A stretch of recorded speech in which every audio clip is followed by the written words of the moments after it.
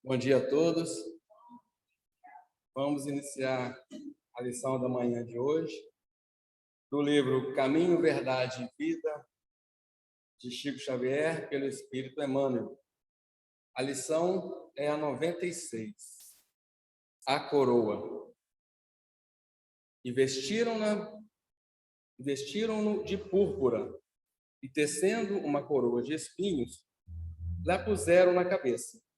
Marcos, capítulo 15, versículo 17. Quase incrível o grau de invigilância da maioria dos discípulos do Evangelho. Na atualidade, ansiosos pela coroa dos triunfos mundanos.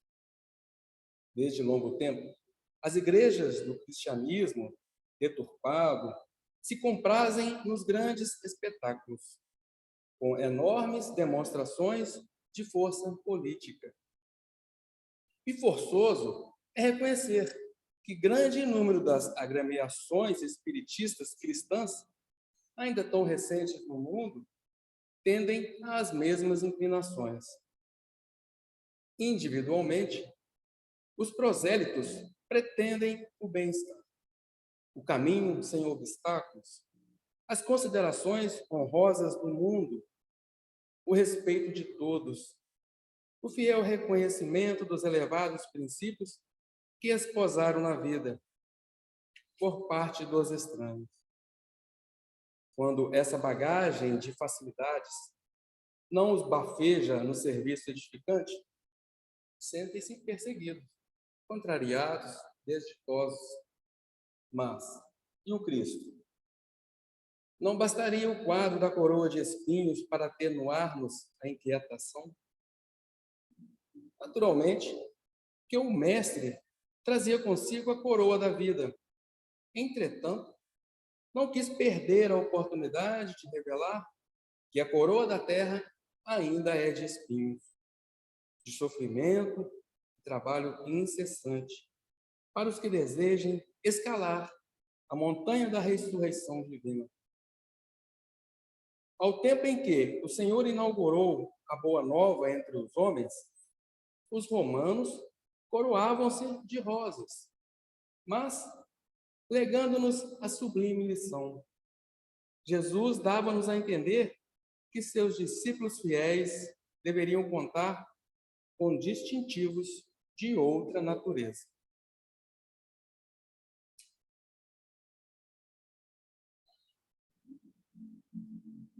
Deus, nosso Pai de amor e bondade, Jesus, nosso Mestre eterno. Os amigos espirituais conduzem essa tarefa, mentores dessa casa de amor, nossa escola. Agradecemos pelo dia de hoje, pela oportunidade de estarmos aqui, neste momento, todos nós, encarnados e desencarnados, comungando de um mesmo pensamento, de um mesmo propósito: aprender. Possamos estar envolvidos por esse amor sublime e possamos buscar melhor aprender, interpretando as mensagens dessa manhã, buscando colocar em prática aquilo que já está ao nosso alcance. Nos envolva, Senhor, ao longo desse estudo e ao longo desse dia. E que assim seja. A palestra de hoje será conduzida por Bianca.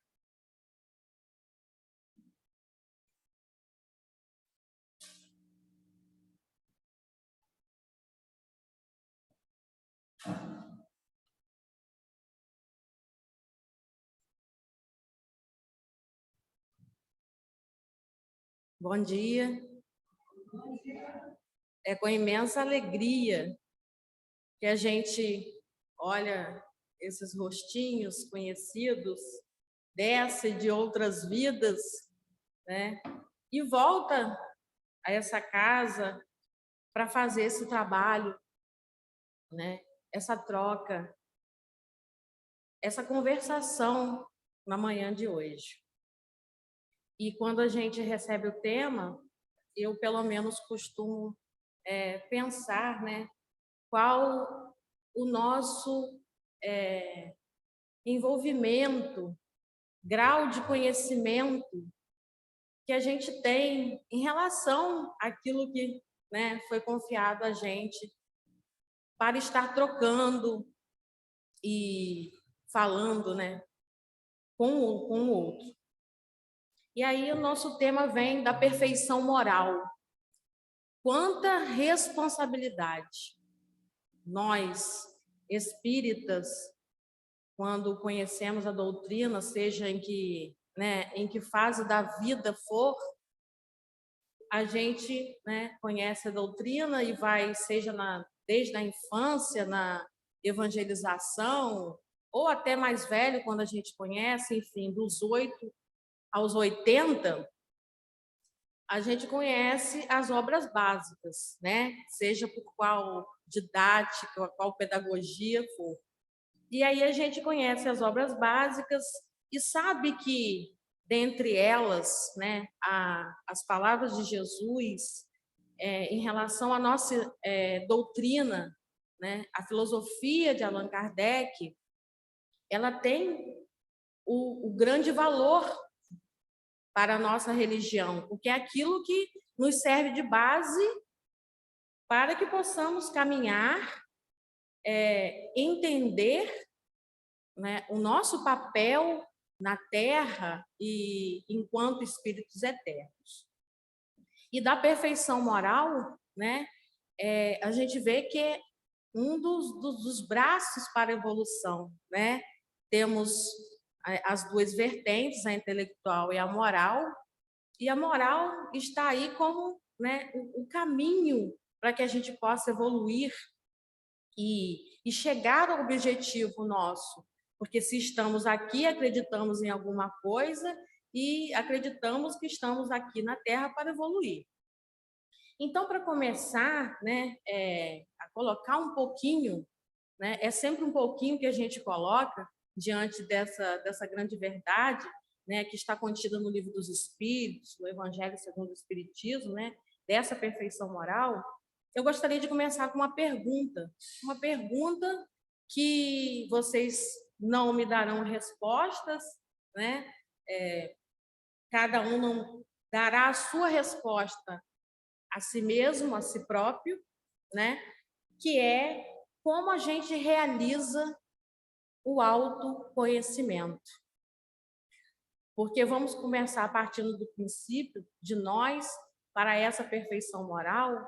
Então, como a gente tem feito esse trabalho de autoconhecimento, né? E mais lá na frente, vamos entender o porquê dessa pergunta para nós.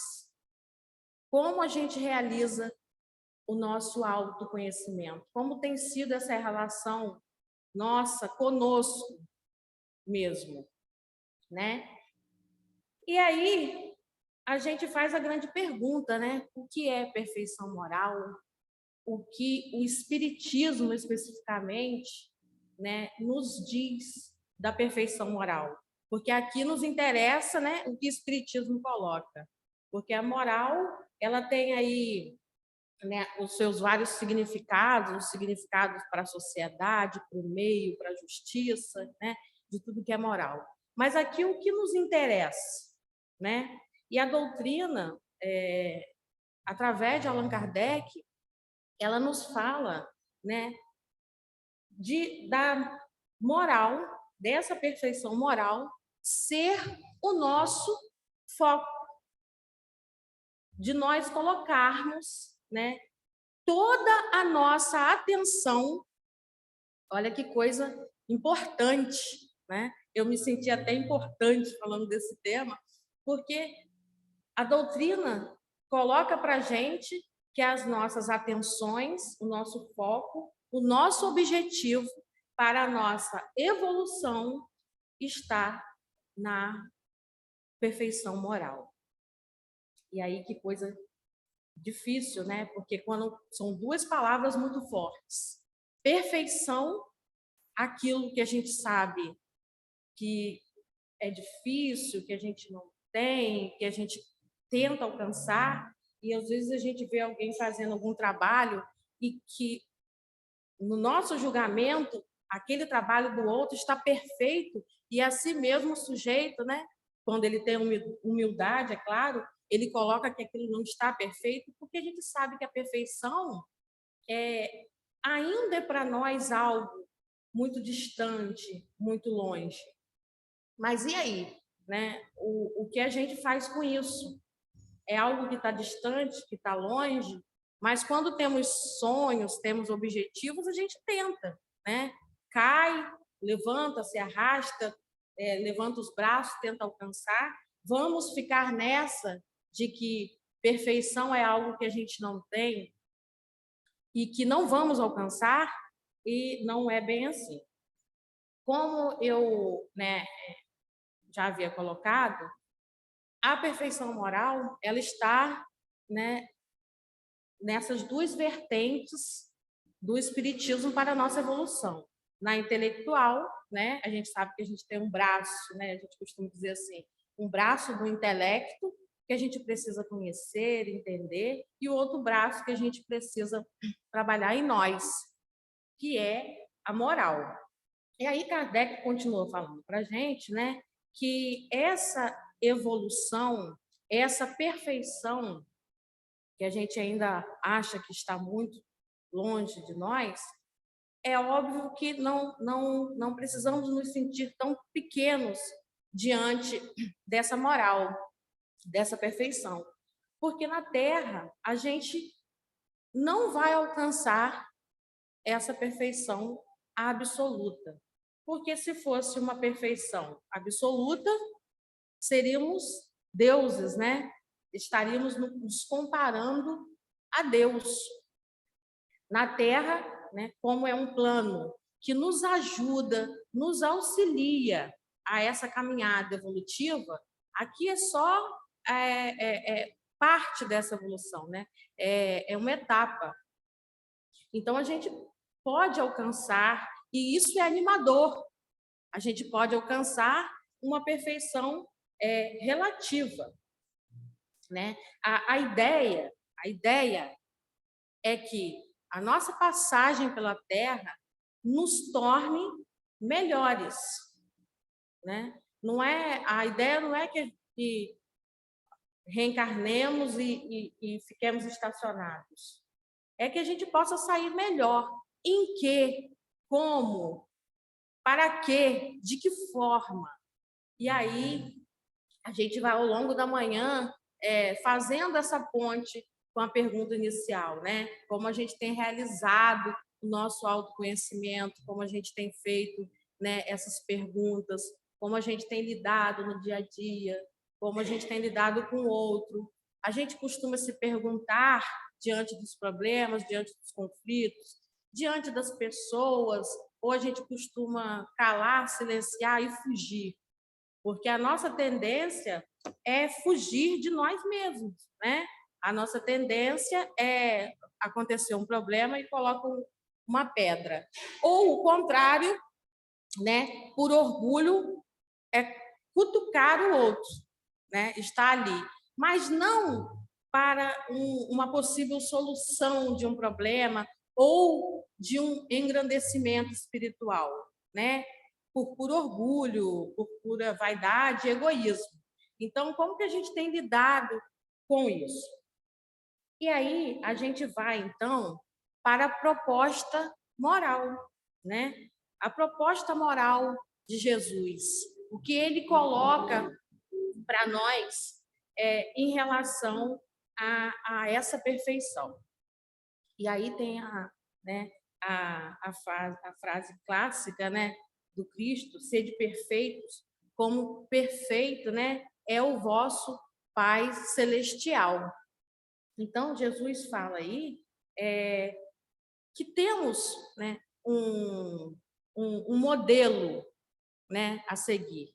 Nós temos um modelo. Então, se hoje nós estamos aqui à procura de alguma coisa, né, se temos um objetivo, nós também temos um modelo a seguir, né? E como essa perfeição ela não é, né, a gente está longe da pretensão de sermos perfeitos absolutamente como Deus, mas nós temos Olha que incentivo, a oportunidade de alcançar, um grau de perfeição relativo, o que, diz respeito ao nosso estado, à nossa morada, ao nosso tempo na Terra.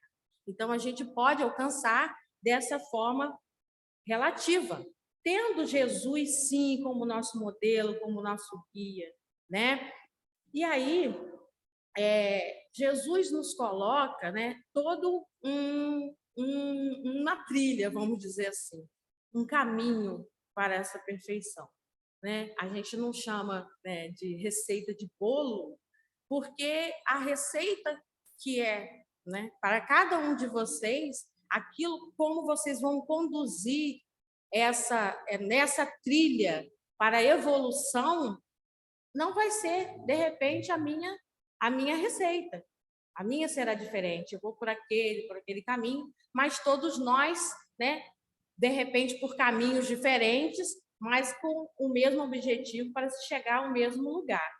E aí, nesse modelo, Cristo coloca para nós, que o primeiro caminho é amar os nossos inimigos.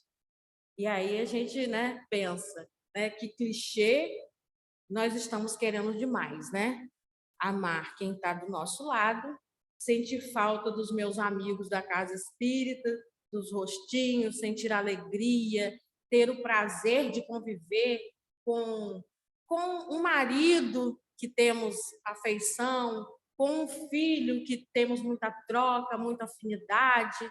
É bom demais, é gostoso demais. E aí o Cristo coloca para a gente que o ponto alto da conquista da perfeição moral é amar os inimigos. Amai os vossos inimigos. E como a gente faz isso se não existe uma receita? Como que a gente sai, por aí tentando reconstruir, refazer os afetos, E a gente sabe que nós somos seres da Terra. Ainda somos, não somos, não estamos naquele estado primitivo, óbvio, do homem lá do início de tudo, mas ainda estamos numa forma ainda muito pequena, como humanos, diante dessa espiritualidade. E isso não é para desanimar ninguém. Nós olhamos para trás, podemos ver tudo aquilo que nós já fizemos, mas ainda há, muito a se fazer. E amar os inimigos não deve ficar numa frase dentro das Bíblias, do Evangelho. A gente deve entender o que isso significa nas suas entrelinhas, porque dessa forma, a qual eu estou falando aqui, amar os inimigos. Nossa, eu vou aceitar, abaixando a minha cabeça, quem me dá um tapa, a quem me fez muito mal, de pronto, dando a face, como Cristo fez. Não é assim. A gente sabe que não é assim. Seria uma grande hipocrisia nossa vir aqui falar, tão facilmente que amar os inimigos, é dessa forma. Mas é um caminho, E aí Kardec continua, lá no Livro dos Espíritos, a gente faz essa ponte do Evangelho e com as perguntas e respostas lá do Livro dos Espíritos. E ele continuou falando, dessa perfeição, desse caminho para a perfeição através de amar os inimigos e podendo chegar ao amor de Deus através da caridade. Então, na nossa cabeça a gente faz uma linha que essa perfeição ela vem, fazendo esse caminho, esse caminho de ligação. A gente aprende que a gente não vai atingir uma evolução absoluta, ela é relativa, e que a gente começa fazendo esse trabalho do nosso autoconhecimento para aprendermos a amar, os nossos inimigos, porque assim a gente consegue entender e atingir a máxima do amor. Do amor onde? Na Terra, né? Do amor que nos é oferecido hoje, agora. A gente gosta de lembrar que a gente está nessa condição terrestre e que quando a gente fala de algumas verdades contidas no Evangelho, no Livro dos Espíritos, sempre a gente acha que tudo está muito, né, muito distante de nós. Então, nós temos que irmos lá e voltarmos sempre à nossa realidade, né? E não estacionar nisso. A nossa realidade que temos para hoje, para agora, né, é uma medida de um amor, né, que a gente fala que é mais humano, mas que ele ainda assim nos ajuda nesse exercício, né? É o começo desse caminho, né? E o que é o amor? O amor nesse caminho, ele entra apenas como o querer bem a quem está à nossa volta, né? Fácil a gente amar um amigo querido. É fácil, né, estar numa casa onde, né, todos comungam das mesmas ideias, né? É fácil a gente conviver com quem a gente gosta. Mas o amor, a gente sabe que o amor que o Cristo nos fala, ele transcende a tudo isso. É um amor, vamos dizer, energético, ágape, da nossa natureza, que a gente deve buscar na nossa natureza, né? Olhar o outro com o olhar do amor. E o que é olhar o outro com o olhar do amor? A gente olha sempre quando a gente vai à rua, qualquer situação que tenha pessoas que não são do nosso convívio, né? E aí a gente olha o outro ainda com muita indiferença, né? Eu falo isso muita vontade, porque é o sentimento de todos nós. A gente olha o outro ainda com muita indiferença, né? A nossa tendência é chegar no supermercado, ter apenas um carrinho daquele que eu desejo, não propriamente assim, né? Mas empurrar o outro porque, né? É a minha vez, né? Aquilo me pertence. A gente ainda não tem esse olhar desse amor ágape da nossa natureza, natural, que a gente, né, veja as pessoas todas como irmãos e pessoas da mesma caminhada. A nossa tendência é que o privilégio seja, né, do meu irmão, do meu amigo, em todas as esferas da vida, nós agimos dessa maneira. E isso é errado? Não.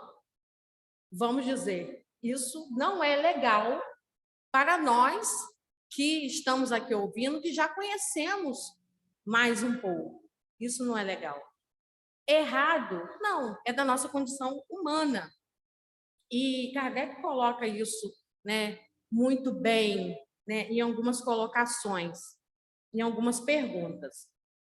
E aí, nós vemos que a nossa caminhada para essa perfeição, para essa evolução, nesse caminho, nós temos os nossos algozes, né? Aquilo que é para a nossa caminhada, né? Que funciona como uma arma contra nós.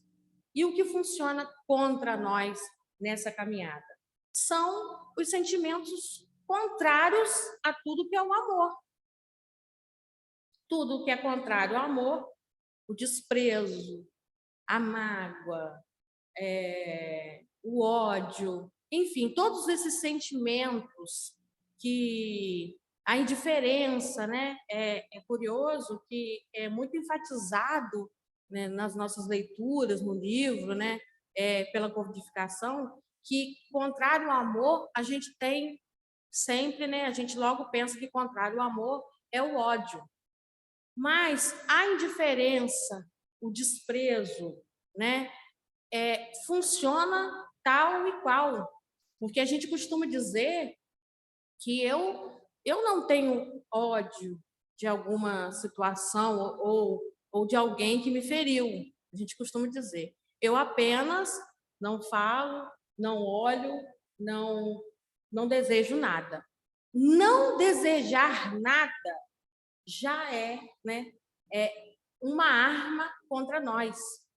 Porque o amor, ele indica que se faça o bem, se deseja o bem, né? Em nenhum momento isso é fácil, mas o exercício tem que começar. A gente tem que começar a esse desejo ao bem, né?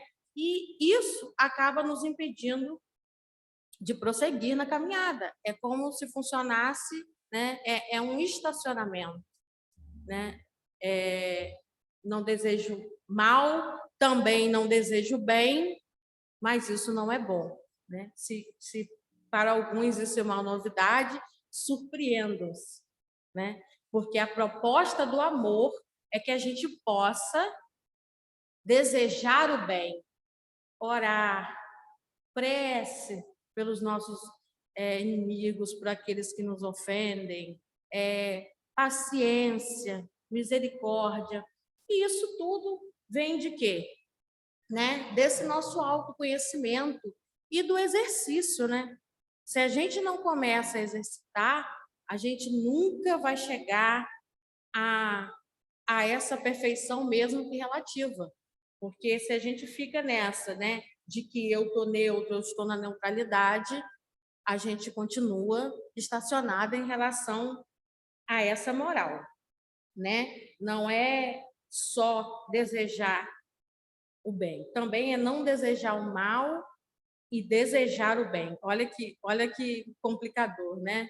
A gente não deseja o mal, e aí? Aonde está a parte do bem? Onde que fica o bem, né? E aí, a gente, seguindo nessa linha de pensamento, quando a gente deixa de fazer esse bem, quando fica essa lacuna em nós, né? Ou quando a gente deseja o mal, funciona do mesmo jeito. Como, né? Eu deixo de desejar o bem ou eu desejo o mal. Funciona do mesmo jeito. Isso tem um efeito sobre nós. Quantas histórias, né? Romances espíritas, quem, né, tem o hábito da leitura de romances, ver quantas histórias aí de espíritos que, quando chegam à espiritualidade, ao plano espiritual, né, eles viveram neutro na neutralidade na Terra, né, não desejaram mal, seguiram suas vidas, tocaram, criaram seus filhos, e quando chega no plano espiritual, começa, né, lá na telinha, né, dos nossos romances, e mostrar, olha isso, olha aquilo outro. E aí a gente começa a receber uma pontuação, e aquela pontuação é muito alta, negativamente falando, e a gente fica assim, não entendi, né? E esses espíritos narram que dizem não entender por que daquela pontuação. Por quê? Porque tudo que a gente faz, todas as nossas práticas, todas as nossas ações, principalmente quando a gente conhece um pouquinho, né, dessa doutrina, tem um efeito sobre nós. Nada sai impune, nada, né? E aí a gente pensa, o mal, né, daquele político corrupto, daquele religioso que, né, que praticou abusos, né, na igreja, abusos sexuais, é um mal muito maior que o meu. Não, tudo, né, tem um efeito sobre nós.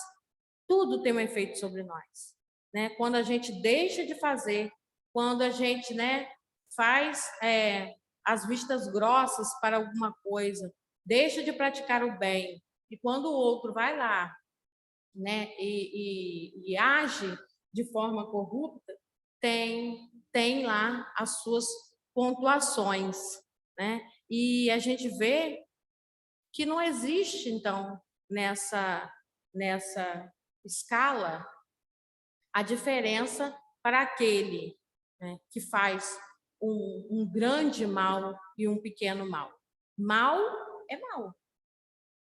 E quando a gente deixa de fazer o bem, também funciona dessa maneira, né? E aí a gente ouve, claro, né, que as consequências para o espírito de uma pessoa que vive, né, de forma, né, leviana, enfim, óbvio, né? Ela vai construindo a sua vivência espiritual, diferente de nós, que de repente já estamos num grau evolutivo, né, de conhecimento, né, e já entrando, vamos dizer assim, nessa neutralidade. Mas o mal nunca deixa de ser mal. Isso é um alerta para a gente, porque na verdade é quando Jesus fala, né, da trave, né, no olho do outro. E aí a gente pensa no outro, sempre aquilo tem uma ação de uma forma e na minha vida de outra forma. Ele agiu daquela forma e aquilo é muito maior para ele, porque ele não deveria, eu não teria feito assim. E quando o sujeito vira as costas, muitas vezes a gente age da mesma maneira, né? O grande exemplo está na maledicência, por exemplo. O tempo todo nós somos maledicentes, né? O tempo todo a gente age fazendo uma fofoquinha ali, e aí a minha fofoquinha, ela não tem muita importância, porque é uma fofoca de família, é uma fofoca de um cunhado, é uma fofoca de uma irmã, ela não tem muita importância. Mas o meu colega de trabalho, ele fala o tempo todo dos outros colegas de trabalho comigo. Ele está agindo muito diferente de nós, que muitas vezes pegamos o telefone para falar do outro e na nossa cabeça a gente coloca que aquilo é para alertar, para servir de alerta, para, enfim, né, avisar, para não criar maior confusão. Não, muitas vezes a gente está colocando lenha na fogueira do outro e agindo daquela mesma maneira. Mas, né, a trave, né, no olho do outro é uma coisa, o ardeiro meu é completamente diferente. E a gente tem que começar a exercitar, fazer esse exercício em nós, que não é dessa maneira, né? Não há diferença entre nós, espíritos, em relação a essas atitudes maledicentes, ao mal. E cada vez mais a gente se distancia dessa perfeição moral. Então, a proposta, né, é né, rever esse nosso comportamento. A proposta de hoje é essa. É rever tudo aquilo que nos estaciona ou nos impede, né, que está nos impedindo dessa caminhada, né, para o bem, para a perfeição moral tão dita aí, né? E nesse caminho, a gente, né, pensa que esse exercício nos leva às virtudes, algumas virtudes. A gente começa a desenvolver algumas virtudes. Olha que maravilha, né? A gente consegue listar, talvez, muitos os defeitos que os outros têm, que nós temos, e muitas vezes a gente não consegue enxergar as nossas virtudes. Então, não se trata aqui de ficar, né, nessa manhã falando de uma perfeição moral longe de nós, porque ainda somos muito pequenos e muito ruins. Não. Trata-se, né, nessa manhã de um incentivo a rever o nosso comportamento, aquilo que a gente tem feito, aquilo que a gente julga que ainda é uma atitude muito pequena em relação ao mal, e descobrir, né, e desenvolver em nós as virtudes. Esse capítulo da perfeição moral, né, tem como base, deixa eu achar minha marcação aqui, exatamente esses itens, né, que a gente está trabalhando, né? As virtudes, os vícios, as paixões, né? Os caracteres do homem de bem. Porque é nesse caminho, né, que funciona, que anda a perfeição moral. Então, quando a gente fala, né, de amar os inimigos, do amor, a gente está falando de desenvolver em nós, ou começarmos a desenvolver em nós, algumas virtudes que ainda nos faltam, ou que ainda a gente tem adormecida, porque nós, né, fomos, né, somos criados para o bem. A nossa natureza, ela funciona dessa maneira, e nesse caminho a gente acaba se perdendo. Então, onde que ficam as virtudes? Né? Onde a gente tem deixado essas virtudes? Desculpa. E aí, na questão 893, né, que temos como base do Livro dos Espíritos, ela coloca assim: toda virtude tem seu mérito próprio, porque todas indicam progresso na senda do bem. A virtude, sempre que há resistência voluntária ao arrastamento dos maus pendores.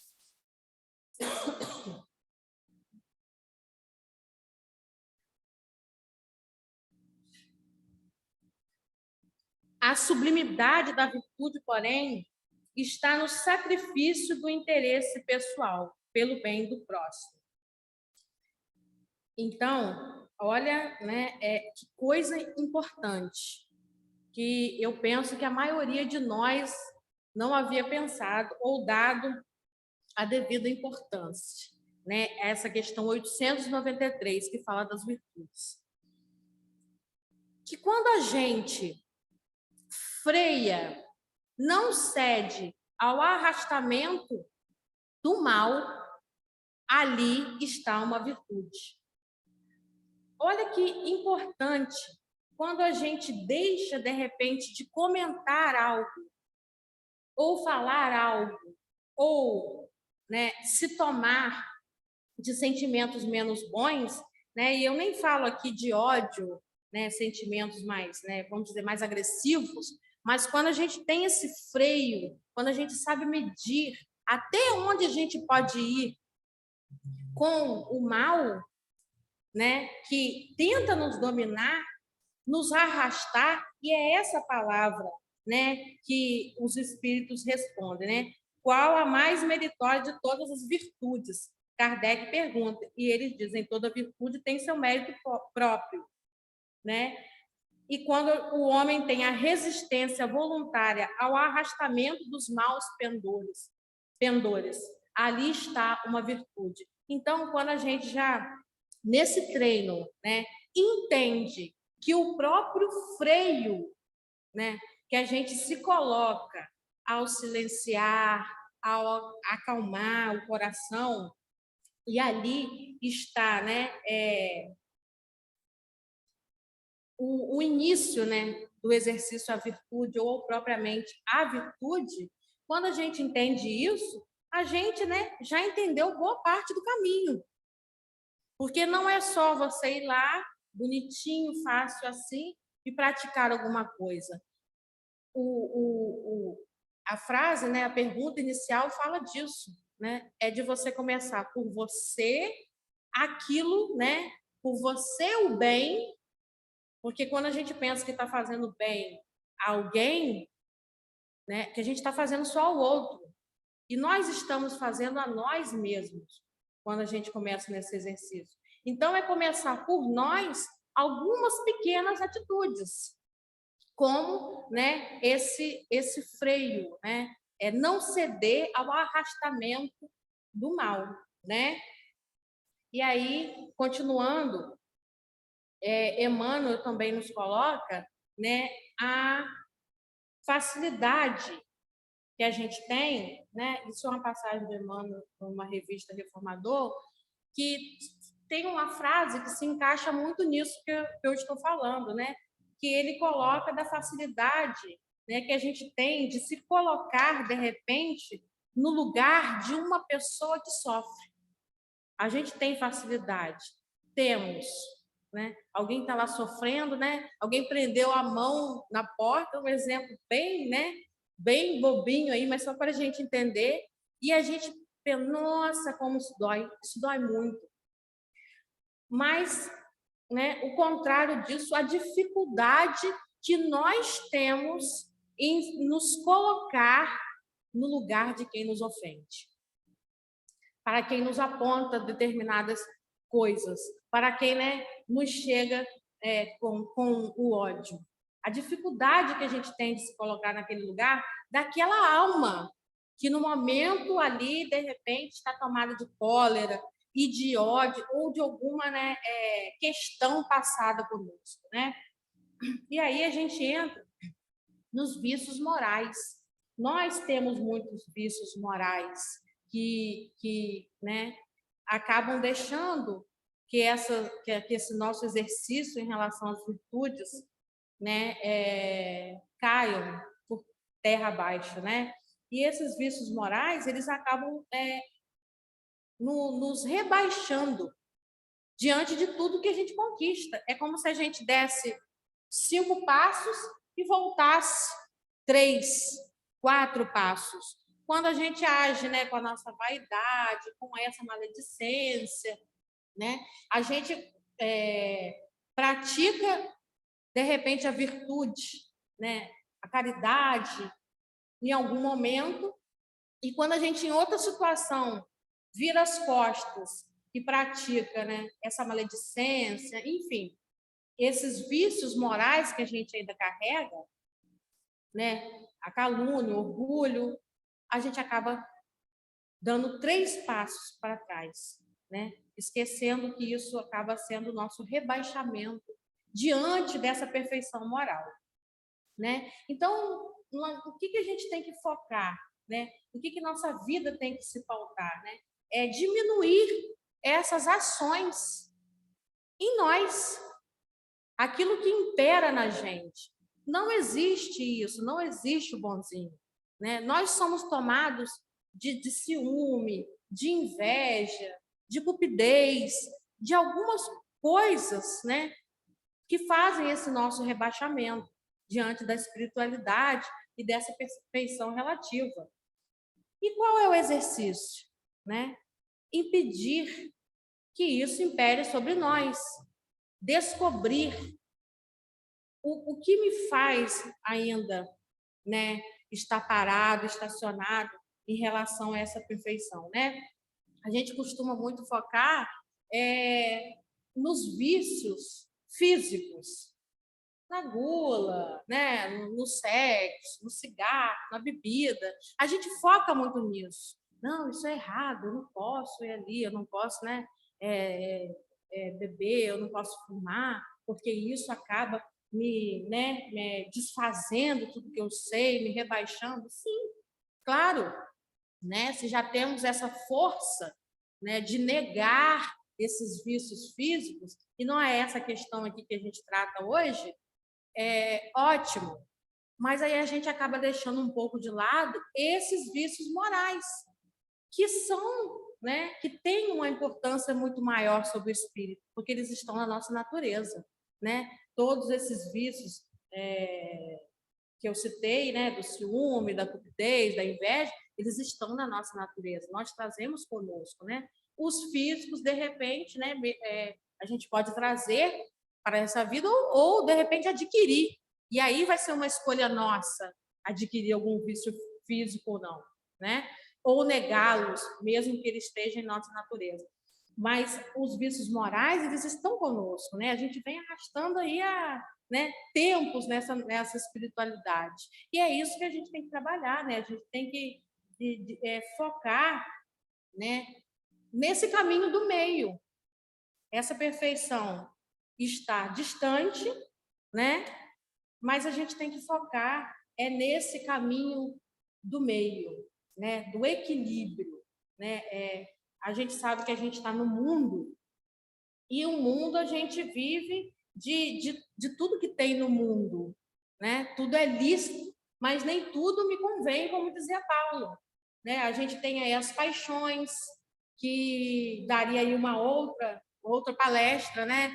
Em que Kardec coloca, né, numa pergunta aos espíritos, e os espíritos, eles colocam, né, de uma forma muito clara, que a paixão, ela é natural também do homem, e que ela nos impulsiona a muitas coisas. De repente, até né, alguém ter erguido essa casa espírita, alguém criar as grandes empresas, as grandes marcas, tudo pela paixão. Mas a gente sabe que a paixão também, ela pode nos derrubar, né? Acabar com a nossa vida espiritual no sentido do desequilíbrio. Então, qual é a nossa, né, vamos dizer assim, proposta? É que tudo caminhe no caminho do meio, no caminho do equilíbrio, e que a gente possa, né, seguir o maior exemplo, né, que é o Cristo, o maior exemplo de perfeição moral.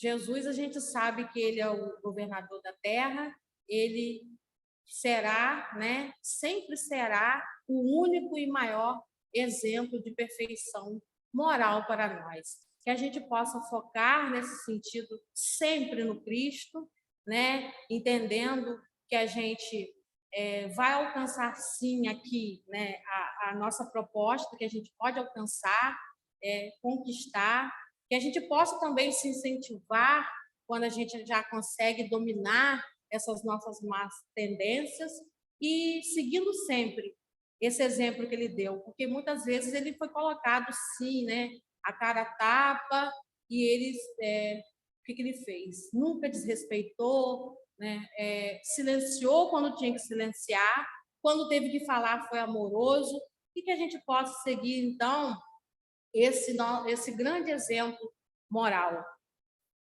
Que Jesus nos abençoe e fique conosco.